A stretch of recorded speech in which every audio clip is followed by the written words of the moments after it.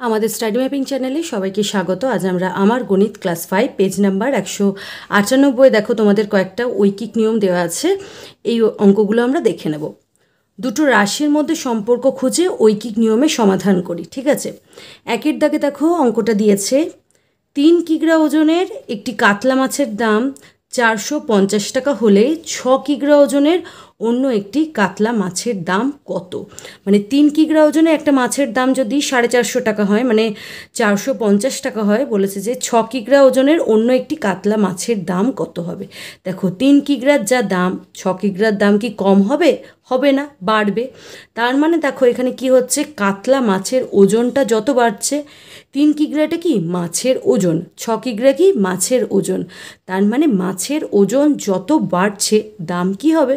দাম নিশ্চয়ই বাড়বে, কারণ 3 কিগ্রার যা দাম 6 কিগ্রার দাম নিশ্চয়ই বেশি হবে। এক্ষেত্রে কি হবে, কাতলা মাছের ওজন ও মাছের দাম পরস্পর ড্যাশ সম্পর্কে আছে।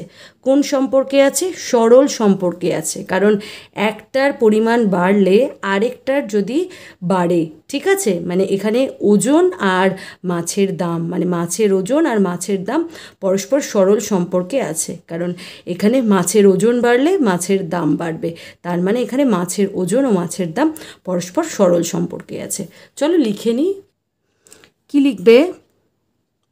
এখানে মাছের ওজন বাড়লে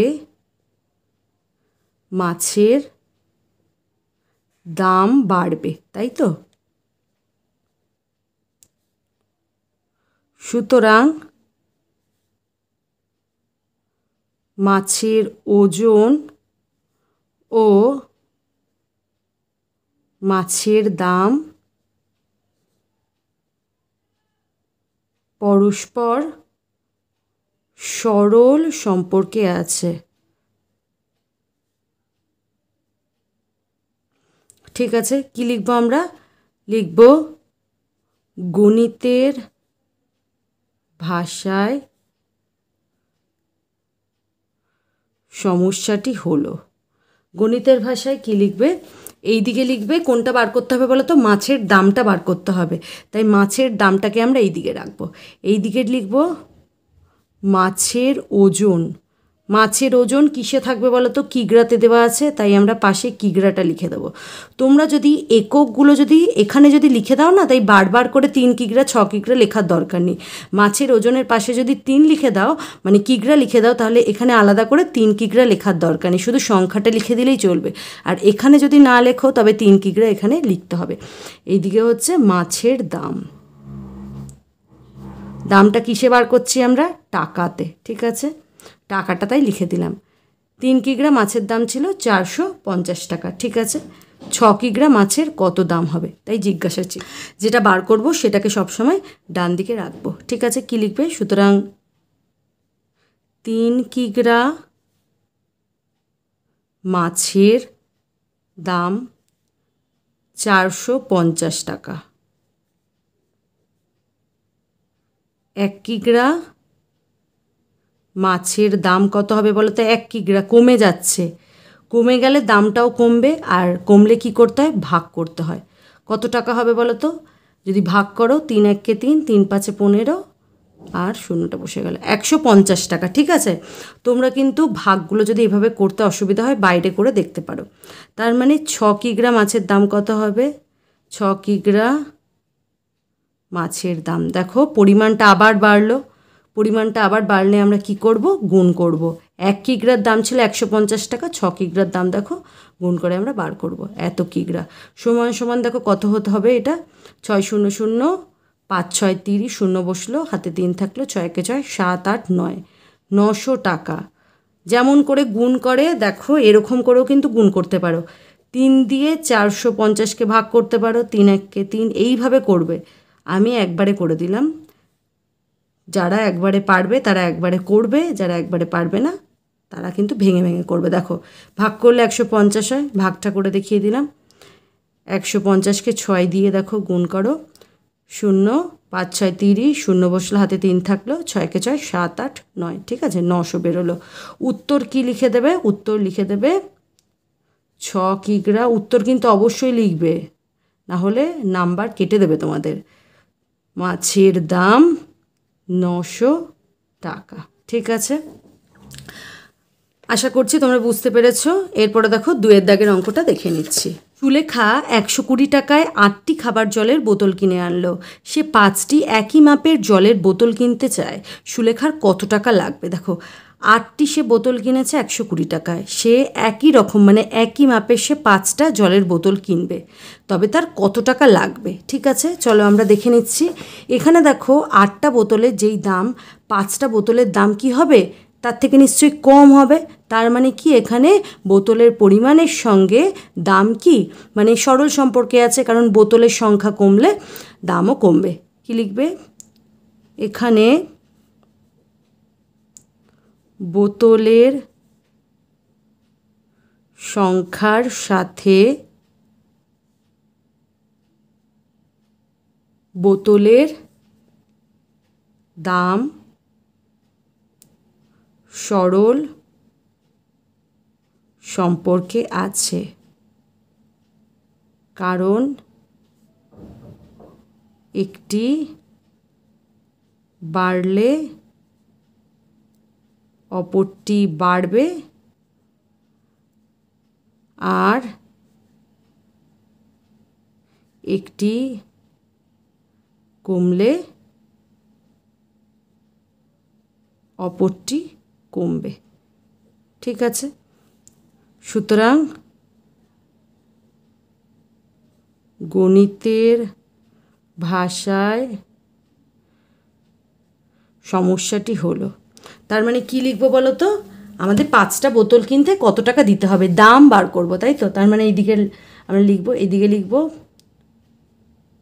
বোতলের সংখ্যা, আর বাঁ দিকে লিখবো ডান দিকে লিখবো বোতলের দাম। ঠিক আছে, বোতলের সংখ্যা কী ছিল? 8টি। দেখো আমি এখানে কিছু লিখলাম না, তাই দেখো এখানে টি লিখলাম। 8টির দাম 120 টাকা। এইদিকে টাকা লিখিনি, তাই দেখো আলাদা করে আমাকে এখানে টাকা লিখতে হবে। 5টির দাম কত হবে? কত হবে বার করব, তাই জিজ্ঞাসা চিহ্ন দেব। কি লিখবো আমরা? 8টি বোতলের দাম 120 টাকা। একটি বোতলের দাম দেখো কি হবে, এখানে বোতলের সংখ্যাটা কমছে, কমলে দাম কমবে, তার মানে কি হবে? ভাগ হবে, তাই তো?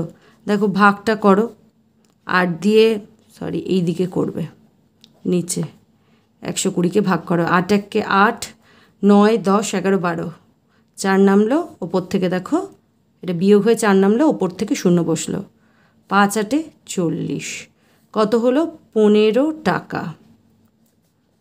সুতরাং 5টি বোতলের দাম জিজ্ঞেস করেছে, 5টি বোতলের দাম কত হবে বলো তো? একটির দাম 15 টাকা হলে 5টির দাম বেশি হবে, তার মানে দেখো গুণ হবে। 5 15 75, 15 ঘরের নামতা করবে, তার মানে 5টি বোতলের দাম বেশি হবে, তাই গুণ করে দিলাম। উত্তর কত হলো? 75। উত্তর লিখে দেবে 5টি বোতলের দাম 75 টাকা। ঠিক আছে, এরপরে দেখো 3 নম্বরের অঙ্কতে চলে এসো। দীপেনবাবু হাট থেকে 480 টাকায় 6টা গামছা কিনেছে। তার মানে 6টা গামছার দাম কত বলো তো? 480 টাকা। যদি তিনি একই গামছা 4টি কিনতেন তবে কত টাকা খরচ হতো? মানে 6টা গামছা কিনেছেন 480 টাকায়, মানে এই যেই গামছাটা কিনেছেন, তিনি যেই গামছাই কিনেছেন সেই রকম যদি 4টি গামছা কিনতেন তবে তাকে কত টাকা দিতে হতো? এখানে দেখো আমরা কি দেখতে পাচ্ছি? গামছার পরিমাণ যখন কমবে তখন দামও কমবে, তাই তো? তোমরা 6টা গামছা কিনতে যেই পরিমাণ দাম দেবে, যখন একটা গামছা কিনবে তখন কি সেই পরিমাণ দাম দেবে? দেবে না নিশ্চয়ই, তার থেকে কম টাকা দেবে। আবার যখন বেশি গামছা কিনবে তখন নিশ্চয়ই কম টাকা দেবে না, তখন বেশি দাম দেবে, তাই তো? মানে এখানে গামছার সংখ্যাটা কমলে টাকা কমবে, গামছার সংখ্যাটা বাড়লে টাকাটা বাড়বে। তাই দেখো গামছার সংখ্যার সাথে এখানে টাকার পরিমাণটা সরল সম্পর্কে আছে, কারণ একটা বাড়লে আরেকটা বাড়ছে। গামছার সংখ্যা যদি বাড়ে টাকাটা বাড়ছে, গামছার পরিমাণ যদি কমছে মানে সংখ্যাটা যদি কমছে টাকাটা কমছে। তাই দেখো এখানে গামছার সংখ্যার সাথে টাকার পরিমাণ সরল সম্পর্কে আছে। লিখে দিচ্ছি, কি লিখব? গামছার সংখ্যা বাড়লে টাকার পরিমাণ বাড়ে, তাই তো। আবার গামছার সংখ্যা কমলে টাকার পরিমাণ কমে। সুতরাং গামছার সংখ্যার সাথে টাকার পরিমাণটা সরল সম্পর্কে আছে, কারণ একটা বাড়লে আরেকটা বাড়ছে, একটা কমলে আরেকটা কমছে। তার মানে গামছার সংখ্যার সাথে টাকার পরিমাণ সরল সম্পর্কে আছে। ঠিক আছে, তার মানে দেখো গণিতের ভাষায় সমস্যাটা লিখতে পারি। গণিতের ভাষায় সমস্যাটি হলো, গণিতের ভাষায় সমস্যাটি কি?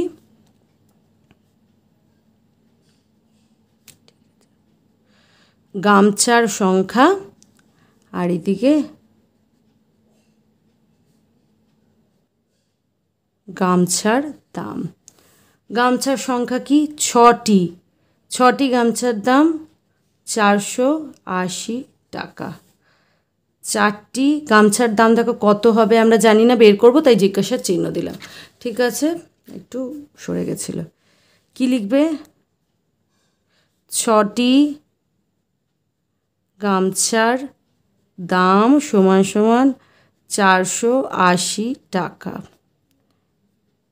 একটি গামছার দাম কত হবে দেখো তো? গামছার দামও লিখতে পারো বা এরকম কমা কমা দিয়েও দিতে পারো। 480 টাকার কম হবে, তার মানে ভাগ করব, কম হলেই ভাগ হয়। দেখো কত হবে, 6 দিয়ে দেখো ভাগ করে নাও। 6 7 42, 6 8 48, তাই তো। 6 0 0 কত হয়ে গেল? একটি গামছার দাম 80 টাকা। সুতরাং 4টি গামছার দাম, দেখো 4টি গামছার দাম নিশ্চয় বেশি হবে, তাই দেখো গুণ করে দিলাম। 4টি গামছার দাম দেখো কত হবে? একটি গামছার দাম যদি 80 টাকা হয়, 4টি গামছার দাম হবে 80 গণিত 4 বাড়বে, তাই তো। 4টে 32, একটা শূন্য বসে গেল, উত্তর লিখে দেবে 4টি গামছার দাম হবে 320 টাকা। এরপরে দেখো আমরা 4এর দাগের অঙ্কটা দেখে নিচ্ছি। কি বলেছে? হাবু মোপেড বাইকে চেপে 4 ঘন্টায় 100 কিমি পথ যেতে পারে, সে 6 ঘন্টায় কত কিমি পথ যাবে? বলেছে 4 ঘন্টায় 100 কিলোমিটার সে পথ যায়, 6 ঘন্টায় নিশ্চয়ই সে বেশি পথ যাবে। এখানে দেখো বলে দেওয়া নেই, তোমরা তো এখনও ছোটো, তাই জিনিসটা বলে দেওয়া নেই যে বাইকের গতিবেগ যদি একই থাকে। ঠিক আছে, এখানে কিন্তু অবশ্যই বাইকের গতিবেগ একই থাকতে হবে, তাই তো। মানে প্রথমে তুমি খুব জোরে চালালে, তারপর তুমি 6 ঘন্টায় খুব আস্তে আস্তে চালালে, নিশ্চয়ই কি কম যাবে। তাই দেখো বাইকের গতিবেগটা একই থাকবে, এখানে একটা বলে দেওয়া উচিত ছিল। ঠিক আছে, তোমরা ছোটো বলে সেই জিনিসগুলো অত গতিবেগ জানো না, সেগুলো মেনশন করা নেই এখানে, কিন্তু আমি তোমাদের বলে দিচ্ছি যে বাইকের গতিবেগ মানে যে স্পিডে প্রথমে গাড়িটা যাচ্ছিল, পরেও কিন্তু সেই একই স্পিডে গাড়িটাকে যেতে হবে। তার মানে 4 ঘন্টায় সে 100 কিলোমিটার যায়, 6 ঘন্টায় সে কত কিলোমিটার পথ যাবে? দেখো 4 ঘন্টায় 100 কিলোমিটার গেলে এখানে দেখো 6 ঘন্টা, ঘন্টার পরিমাণটা বাড়ছে, মানে সময়টা বাড়ছে, মানে সময়টা যখন বাড়বে তখন নিশ্চয়ই সে মানে বেশি পথ যাবে। তার মানে সময়ের সঙ্গে পথের দূরত্বটা কি সরল সম্পর্কে আছে। সময় বাড়লে পথের পরিমাণ মানে অতিক্রান্ত পথের পরিমাণটা বাড়ছে, আর সময় কমলে অতিক্রান্ত পথের পরিমাণটা কমবে। তাই এখানে মানে ঘন্টার সাথে মানে বলতে পারো যে সময়ের সাথে মানে পথের দূরত্ব সরল সম্পর্কে আছে। কি লিখব? এখানে সময়ের সাথে পথের পরিমাণ সরল সম্পর্কে আছে। কারণ কি লিখবে?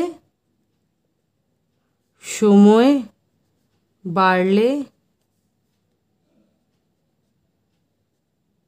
অতিক্রান্ত পথ বাড়বে।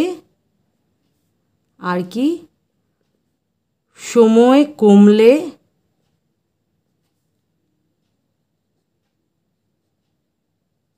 অতিক্রান্ত পথ কমবে। তার মানে এটা সরল সম্পর্কে আছে। কি লিখব?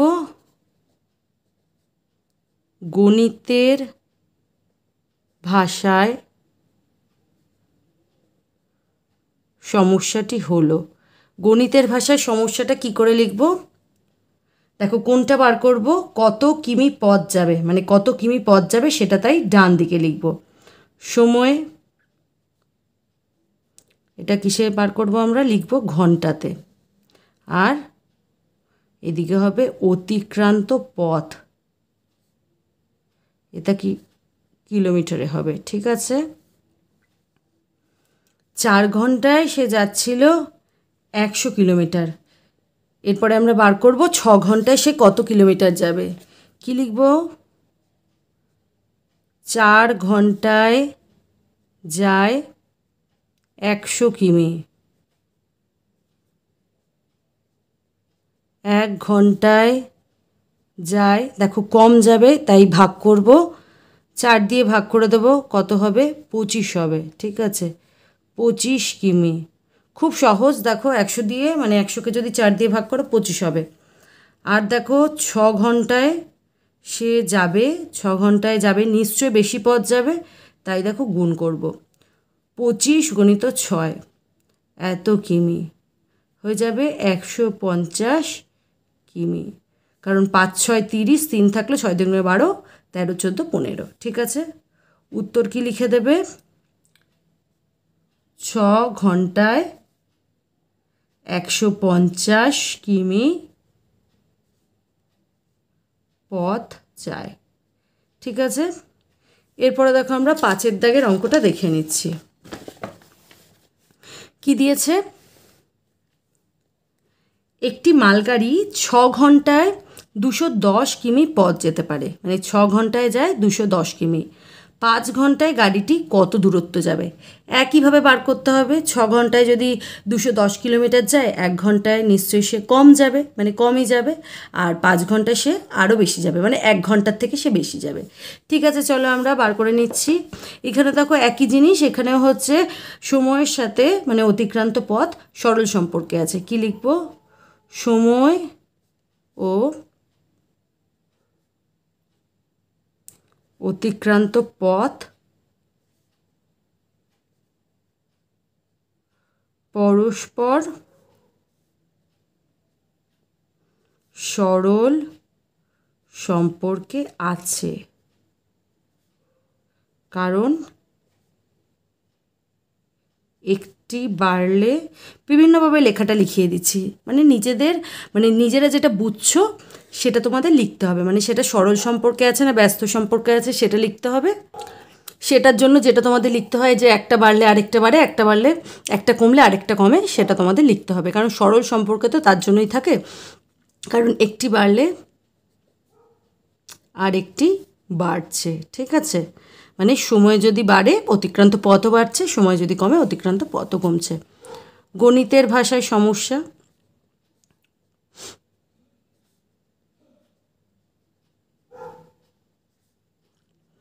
অতিক্রান্ত পথটা বার করব, তাই তো? 5 ঘন্টায় গাড়িটি কত দূরত্ব যাবে। ঠিক আছে, মানে অতিক্রান্ত পথ।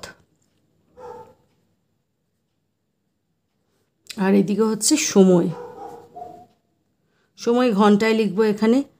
6 ঘন্টায় যায় 210 কিমি। ঠিক আছে, 5 ঘন্টায় সে কত কিমি যাবে বার করব, তাই জিজ্ঞাসার চিহ্ন দিয়ে দিলাম। কি লিখবে? 6 ঘন্টায় মালগাড়িটি যায় 210 কিমি। 1 ঘন্টায় মালগাড়িটি যায়, দেখো 1 ঘন্টায় কম যাবে, তাই দেখো ভাগ করতে হবে, 6 দিয়ে ভাগ করে দিলে 3 6 18, 4 6 24 হয়ে যাবে, তাই 3 6 18 হবে। 19 20 21, 3 বিয়োগ হয়ে নামলো, 3টা শূন্যটা ওপর থেকে নামলো, 5 6 30, দেখো কত হবে 35।